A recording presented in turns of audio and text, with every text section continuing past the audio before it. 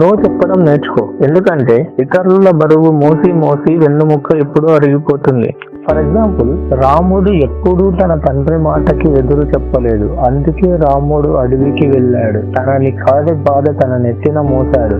అదే రాజ్యంలో ఉన్న ప్రజలు వద్దు అంటున్నారు అంటూ కేవలం తండ్రి మాటకు నో చెప్పి ఉంటే రాముడికి చాలా బాధలు తప్పేవి. అందుకే నో చెప్పడం నేర్చుకో. మనిషి ఒక మాట చెప్పాడు. మనిషి వంటలాంటోడు. ఎక్కడ లేని బరువంతా తన భుజం పైన వేసుకొని నాకే ఈ బాధ వచ్చింది అని బాధపడతాడు. అయ్యా సుబ్బారావు, ఈ బాధ ఎవరు మోయమన్నారు? దింపి కాసేపు ప్రశాంతంగా ఆలోచించు. ఈ బాధను మోయాలా వద్దా అని. సమాజం చెప్పింది మోసావు, మతం చెప్పింది మోసావు, ఇంటి బాధ్యతలు మోసావు, ఇతరుల ఆశలు మోసావు. కాసేపు అవన్నీ నీవా లేక కాదా అని.